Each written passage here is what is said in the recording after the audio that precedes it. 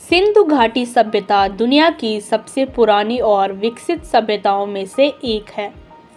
यह सभ्यता लगभग 2500 BCE से 1750 BCE के बीच विकसित हुई और इसे भारत की पहली शहरी सभ्यताओं के नाम से जाना जाता है। इसे हड़प्पा सिविलाइजेशन भी कहा जाता है क्योंकि इसका पहला शहर हड़प्पा नामक नगर में मिला था। इस सभ्यता का नाम सिंधु नदी के नाम पर पड़ा क्योंकि इसका अधिकांश विकास सिंधु नदी और उसकी सहायक नदियों के किनारे हुआ था। इसका विस्तार आज के इंडिया, पाकिस्तान और कुछ हिस्सों में अफगानिस्तान तक था। सिंधु घाटी सभ्यता की खोज 20वीं सदी में हुई थी। 1921 में दयाराम साहनी ने हड़प्पा की खोज की और 1922 में राखल दास बनर्जी ने मोहनजोदड़ो की खोज की। इन शहरों की खोज ने पूरी दुनिया को चौंका दिया क्योंकि ये शहर बहुत आधुनिक तरीके से बसाए गए थे। मोहनजोदड़ो सिंधु घाटी सभ्यता का एक प्रमुख और सबसे बड़ा स्थल था, जिसे 2 भागों में बांटा गया था। पहला भाग था दुर्ग और दूसरा था निचला शहर। मोहनजोदड़ो का ग्रेट बाथ सिंधु सभ्यता का सबसे फेमस खोज माना जाता है। ये एक बड़ा स्नान कुंड था जिसे धार्मिक या सामाजिक कार्यों के लिए यूज़ किया जाता था।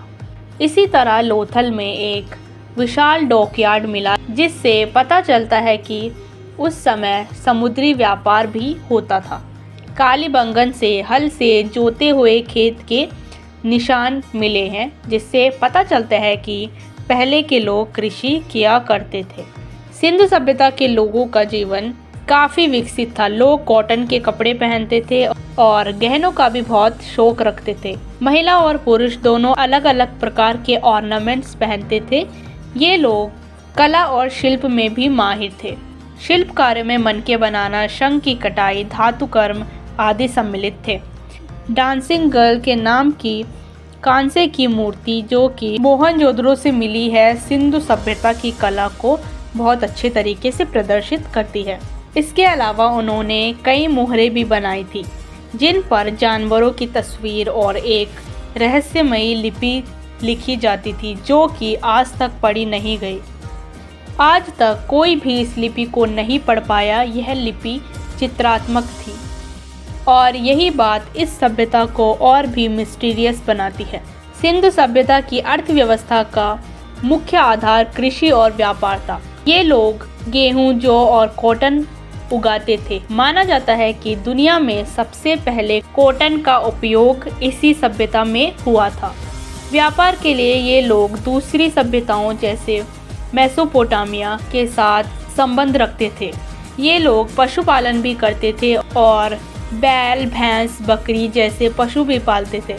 धर्म के मामले में सिंधु सभ्यता के लोग प्रकृति पूजक थे। कई स्थलों से मातृ देवी की मूर्तियां मिली हैं जिसे लगता है कि मदर गॉडेस की पूजा होती थी। एक मोहर पर एक ऐसी आकृति मिली है जिसे कई लोग शिव के प्रारंभिक रूप यानी पशुपति के रूप में देखते हैं। इसके अलावा पीपल के वृक्ष और जानवरों को भी पवित्र माना जाता था।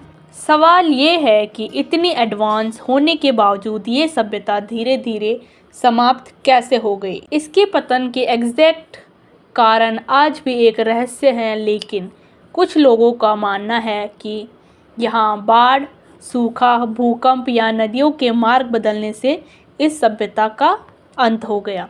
सिंधु सभ्यता ने भारत के इतिहास में एक गहरी छाप छोड़ी है। यह सभ्यता हमें बताती है कि हज़ारों साल पहले भी भारत में एक हाईली डेवलप्ड अर्बन कल्चर मौजूद था। Advance town planning, drainage system, trade, कला और विज्ञान के क्षेत्र में सिंधु घाटी सभ्यता के लोग अपने समय में काफ़ी आगे थे। इसलिए इंडस वैली सिविलाइजेशन को दुनिया की सबसे महान प्राचीन सभ्यताओं में गिना जाता है।